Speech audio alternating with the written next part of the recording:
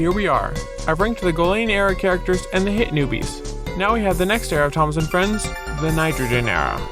Also known as the Miller era, after the head writer Sharon Miller, this era of the show comprises of 4 seasons, as well as 4 movies. Those being Hiro of the Rails, Missy Island Rescue, Day of the Diesels, and Blue Mountain Mystery. In all, this era gave us at least 23 new characters. Wow, okay. Clearly, we need to set some rules to simplify things here. Rule 1, as usual, we won't include humans. Rule 2, once again, the ranks I give are only considering the characters of the era. Rule 3, some characters will be excluded or put together in the ranking to save time. While I know Sydney was technically introduced in Day of the Diesels, we knew nothing about his character until the Brenna era. Characters who are in pairs like Den and Dar or Bash and Dash will also be ranked as 1. Finally, I wasn't sure if I should include Butch in the ranking, as he first appeared in the classic series, but since he didn't get too much focus, he won't be featured. Maybe in a non-rail video we can talk about him, but that's a whole nother can of worms. And as always, what I say is my own opinion. If you think differently, you can head down to the comments and we can have a good friendly discussion, or you could tell me how you rank them. And one last thing I would like to say is that this was the first time I watched the entire male era, so this may sway my thoughts on some things here. This isn't fun. And now with all of that out of the way, let's rank these characters. Alright, starting off strong. Hiro is one of the most popular characters in the CGI series, and for good reason. There's so much to unpack with this guy. His design, paint scheme, history, personality, and overall character. For starters, he was one of the first characters to get a full backstory that sets up his place on Sodor and personality. He originally worked in Japan, earning the title of Master of the Railway before being shipped to Sodor in his early years. What happened? I started to break down. The mechanics didn't have parts for me, so I was put in a siding. One day, Thomas discovered him and helped save him to be restored and returned home. But he came back And can be seen hauling trains across Sodor and the mainland beyond. But eventually he would take his final departure from Sodor, and has since returned to Japan. One of the many things I like about Hiro is his dynamic with Thomas. Thomas is always like an excited kid around Hiro, like he's his grandpa, as can be seen when he tries to cheer him up and happy Hiro and try to find parts to repair him, and even standing up to Spencer to keep him from being scrapped. But Hiro also has other noteworthy character pairings as well, including Diesel, and of course Henry. Henry's Hiro is regarded by many as one of the best CGI episodes of all time, and one of the few that can make scared CGI Henry work. But I'll leave it at that, as many other people have already given this episode plenty of love. Hiro is shown to be a kind, elderly character in the series, and on first impression, he may seem like a knockoff of the characters who have those traits like Edward, Toby, and Skarloey.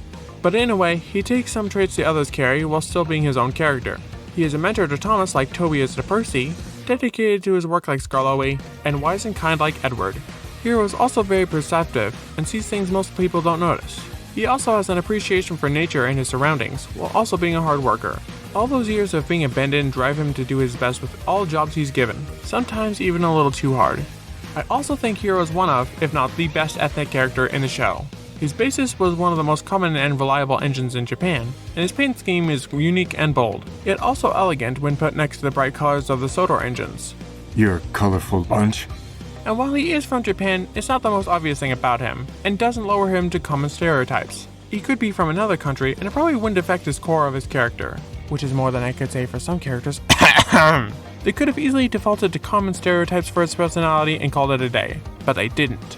They focused on his character with his traits and quirks first, and his nationality second. It also makes a lot of sense to have one of the first ethnic characters be from Japan, as that country has one of the largest Thomas followings in the world. They produce all sorts of toys, they have Thomas and Friends themed events, and many of the original props from the show are on display in various museums. Having Hiro be a character first, and a representation second, was very respectful to the Japanese following. It's little wonder that Hiro is one of the most popular CGI characters. Easy S tier. You understand me well.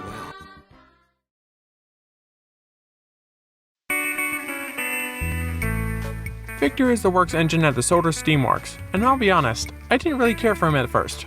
But as I learned more about him and saw how he interacted with the other engines and Kevin, he's since grown on me. He can be respectful, yet sarcastic and having an attitude, and also knowing when to be serious with the other engines. Next time Spencer tells you to do something silly, do me a favor, will you? Say no. And they could have just left it at that, an engine who works at the Steamworks. But instead, they used his untapped potential and made his backstory a huge plot point in Blue Mountain Mystery. Much like Hiro, he came from a foreign country, but had difficulty adjusting to Sodor and a new language. And he has since stayed at the Sodor Steamworks, but sometimes leaves to help the Narrowgauge engines as well, like a doctor with his patients. He also has a loyal dedication to Kevin. While Kevin is clumsy and overexcited most of the time, Victor has proven to be quite patient with him and goes to great lengths to keep him safe, even going out in the snow despite his hatred of it. There's probably a lot of stuff I'm not mentioning about Victor that people will get on my case for, but I'm not sure what else to say right now. I just really like him, and I'm glad he stuck around as long as he did. A tier. Kevin is a cheerful young crane who works with Victor at the Steamworks. Though he is often clumsy and overeager to help, his intentions are always pure, and he wants to help in any way he can. He is young and impressionable, and delights in a job well done, and has respect for everyone he meets, even Diesel 10. I like Kevin and his pluggy little personality, but I'm not really sure what else to say about him. I think it was a good idea to give Victor a little buddy to mentor and keep an eye on. Let's say B tier. He's just a nice little character.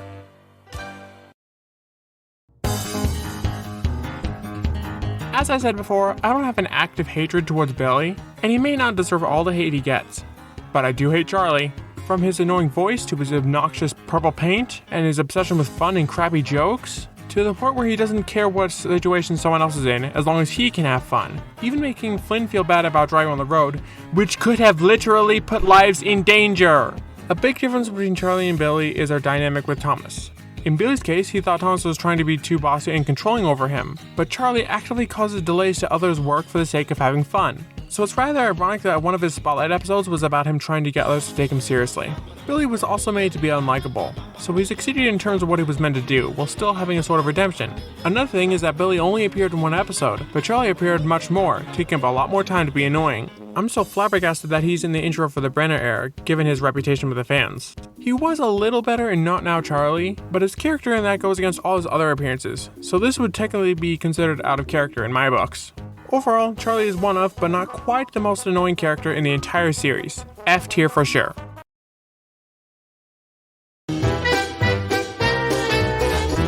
And there we go. The Logging Locos, comprised of Vash, Dash, and Ferdinand, are among the most hated characters in the entire series. And for good reason. They are all super annoying! Vash and Dash are twins with inverse colors who cut their sentences in half so the other can finish it. They basically want to be Bill and Ben, but with none of the likability and more of the annoyance. Also, what kind of name is Bash? I mean, I can see Dash that they're a fast character, but that's not the case here. The only reason they have these names is that they rhyme. That's it. And they don't really look all that much like their basis. They're eyesores. And Ferdinand's gimmick is saying that's right. All the time. That's right! That's right! That's right! And it's a shame, because when I was a kid, I was luckily spared the pain of watching Mr. Island Rescue, but I remember buying Ferdinand at Toys R Us. Yippee! And I always loved his design, being based on the Climax Class C locomotive. I mean, look at them, they're so cool! But Ferdinand shouldn't be able to run on Sodor or Mr. Island, because he's narrow gauge. Now that I think about it, Bash and Dash also might be as well. Overall, the Logging Locos are some of the most annoying characters and stem from the worst movie of the worst era. All of them go in F tier, but just because I love his basis, Ferdinand ranks slightly higher. Belle is, I don't know. She's big and has a bell. She fights fires with these impractical nozzles on her tanks. Like, I get it for fire trucks or even tugs that have nozzles like this, as they're surrounded by or carry a water supply. But Belle needs water to, move? Thus rendering her immobile after fighting a big fire. I really got nothing on her character. Her main episode was her wanting to be friends with Toby because he has a bell as well. I've got nothing to say, really. D tier.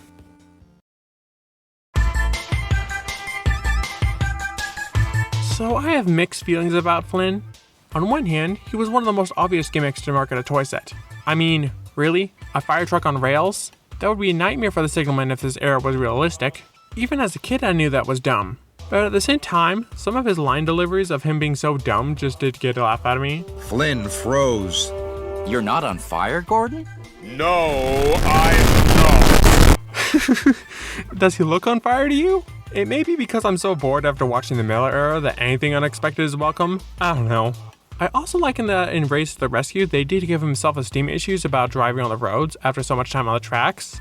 Having the ability to do both, one would get used to the one they prefer, but also feel caught between the two halves of themselves. And it is interesting that they decided to use a truck that can travel on tracks, which do exist in real life. I don't know, I kind of went in expecting to hate him a lot more, but he's not as bad as I thought. B tier, I guess. Color me surprised.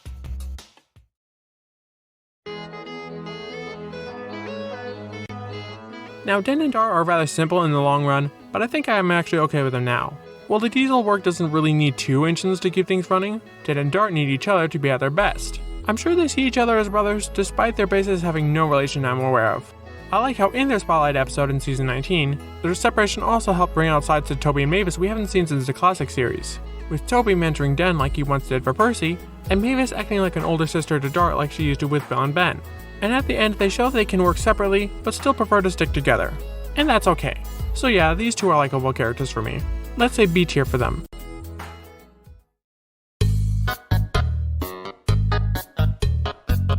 As said before, I don't really like Norman, and I prefer to ignore his existence as it adds literally nothing to the show. In fact, I think his existence is actually a detriment to Dennis. In the end of his debut episode, it was implied that Dennis had learned his lesson about being lazy, but because we don't see him again, we never get to see that really proven, because instead Hit decided to make a reskin of him, add a unibrow, and sell more toys instead of bringing him back. I've seen some people theorize that Norman is Dennis but with a new repaint, but I don't think you can just randomly grow a unibrow, and why would he just randomly change his name? I think I would be fine with Norman if they just changed his basis, but nope, they made a second character based off of a one-of-a-kind locomotive. I don't like Norman, simple as that. D tier.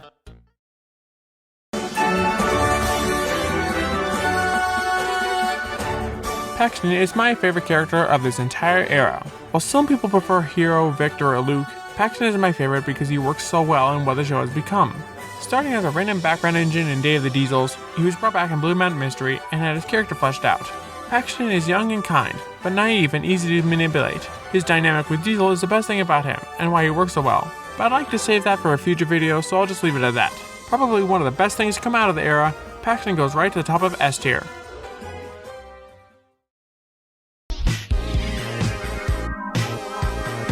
Winston is the Fat Controller's track inspection vehicle, but is also the equivalent to his car on rails. He is very patient with him and his lack of skill for driving. Winston is a very good interpretation of a sentient vehicle, and his character is very much like a private chauffeur. And whenever Topham is discouraged by his bad driving, he always encourages him by telling him it's just early days. That's right, sir. Early days. Winston's character was further developed in the Brenner era, when he gets tired of Topham's bad driving and doesn't remind him to leave the brakes on. This leads to him going down the line without a driver, and the Fat Controller chasing after him and Thomas. The situation is resolved, and each take the blame for their part in the mishap. I like how the Fat Controller doesn't know how to drive Winston, which could be a callback to what Elizabeth said about him. Oh, it's you! Have you learned to drive properly yet? But I did realize something while rewatching Wayward Winston, that being that this episode is very similar to one from the classic series. This episode has a very similar structure to Busy Going Backwards. Main character wants to feel they have more control, ends up getting a chance to experience it, and finds himself as an out-of-control runaway while another character chases after. In the end, both talk it out and the lesson is learned. It also takes a few notes from Percy runs away, even with Percy telling Winston he should never go off without a driver. I find it very odd that of all characters, Mattel chose Winston to bring back in Alden's Go, while also completely changing his character. Now he's driving himself and is self-confident and proud? Huh? What? Where did this come from? I get Alden's Go is supposed to be its own thing, but I just can't wrap my head around this change. And then they try to give older fans a wink by having him saying, It's still Early days! okay, I'm not sure when I'm gonna have another excuse to say this, so I'll just do it right now. Making references to the old series is not enough to save the show and hook old fans. Mattel have been very heavily leaning on this, as proven by the leaks for a return of Duck and Donald, and it was even a problem in the Brenner era. If you're gonna bring back old characters, give them a real purpose in the show and not just fan service. But yeah, Winston's a fine character in his own right. C tier. I'm honestly surprised how long the section was.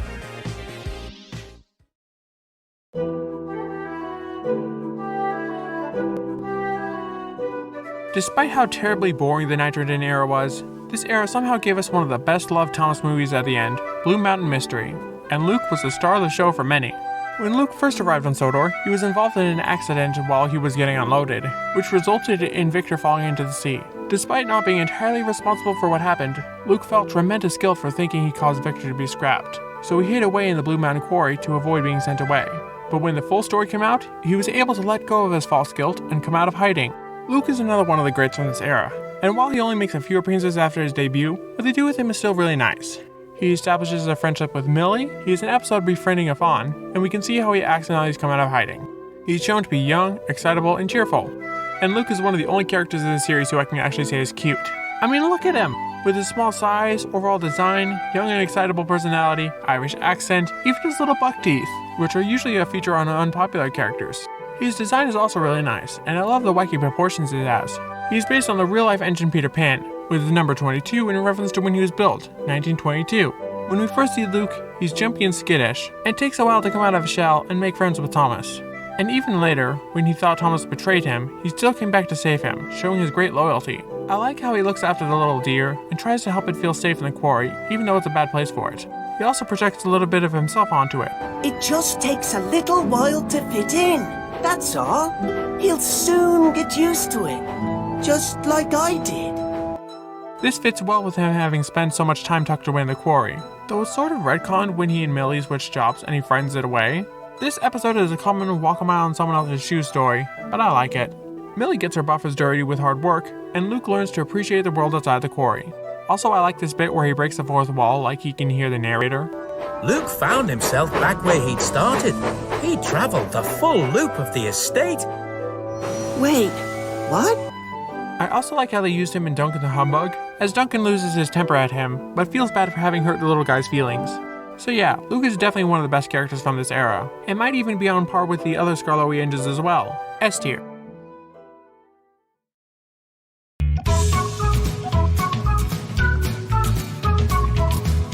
Stafford was the final character introduced in this era of the show. His name is a reference to the North Staffordshire Railway, where his basis worked. His number was a reference to when he was first built, 1917.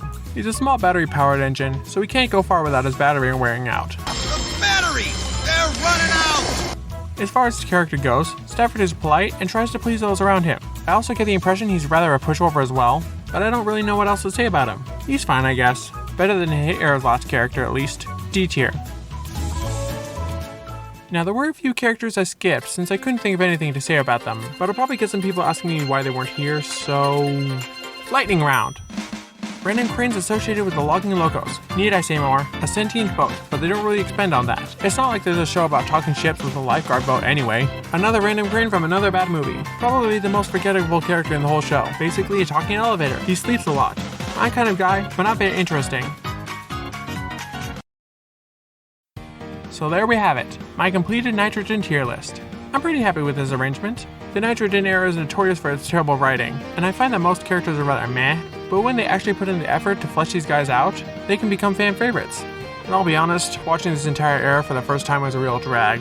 Though there were some highlights, I'm glad it's finally over. But now I'm curious, what are your thoughts on these characters? Do you disagree with my opinions, or do they line up with your thoughts? We're all about opinions on this channel, so I'd love to hear yours in the comments. Thank you all for watching, and as always, stay really useful.